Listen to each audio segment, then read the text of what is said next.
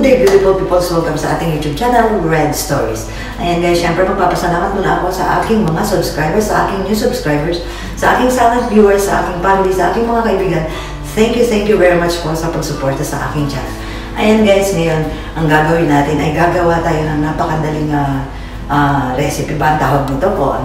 Gagawa ako ng gravy guys. Syempre, ituturo ko sa inyo kung paano ako gumawa ng gravy at napakadali lang ito guys. Syempre, tara, huwag na natin itong patagalin. Let's go guys.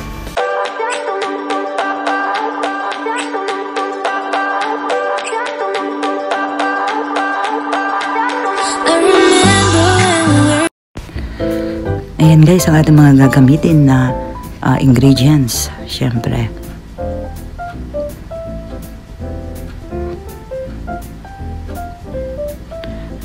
ayan guys, pakukuluan natin to ng 1 hour hanggang sa madurog o lumambot yung mga vegetable na linagay natin or mga spices.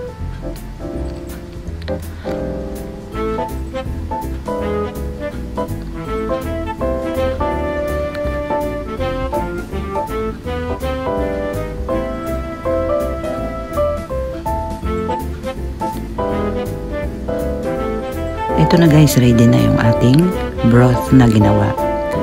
Ayan guys, syempre mag-iinit lang ako ng fry pan at maglalagay ako ng butter. Tunawin lang natin yung butter guys.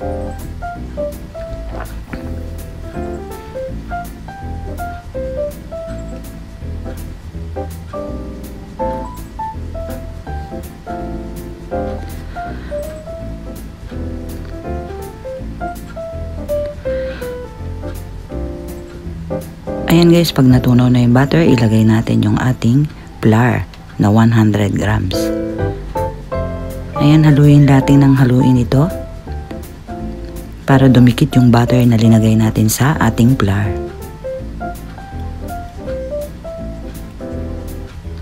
Napakadali lang gumawa nito guys, pero matagal lang sa paghahalo. Ayan, ilalagay ko yung ating pinakulo ang mga spices.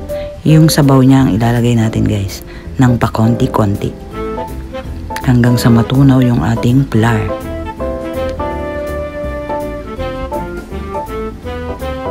Hihintayin natin yan guys na lumapot.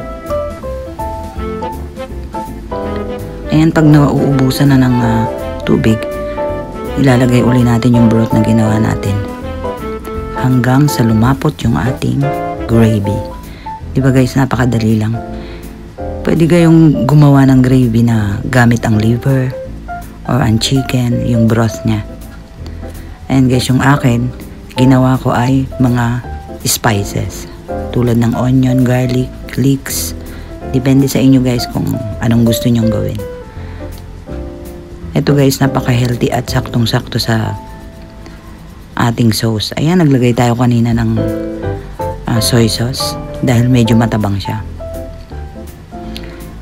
Yan guys, hindi pa pwede to guys, may buo-buo pa. Kailangan wala talagang buo-buong flour. Kailangan yun talagang malapot yung ating gravy.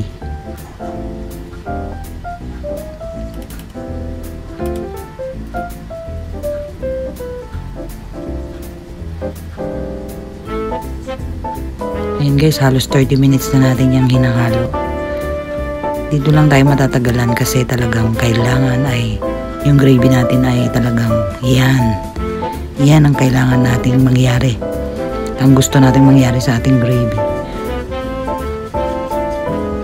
Yan guys, okay na to guys. Pwede na nating isawsaw yan na sausawan ng manok. Ayan guys, saktong sakto. Siyempre titikman muna natin yung ating gravy kung sakto yung lasa nya. Ayan guys, ready na yan. Dahil naghihintay na ang ating chicken, serve na natin ang ating gravy. Ayan guys, yung nagawa nating gravy, halos 40 minutes nating hinahalo yan. Ready na rin syempre ang ating manok na lechon. Ayan guys, kung nagustuhan nyo, syempre gumawa na rin kayo.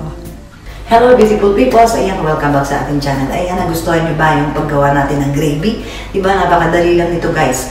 At syempre, healthy pa ang gravy natin. Ayan guys, kung nagustuhan mo ang ating recipe ngayong araw nito, paki-subscribe, like, share, at comment na rin po. Siyempre, pakipindot na rin po ang ating bell button para lagi kayong updated sa ating mga bagong videos. Muli po, maraming salamat. Thank you for watching.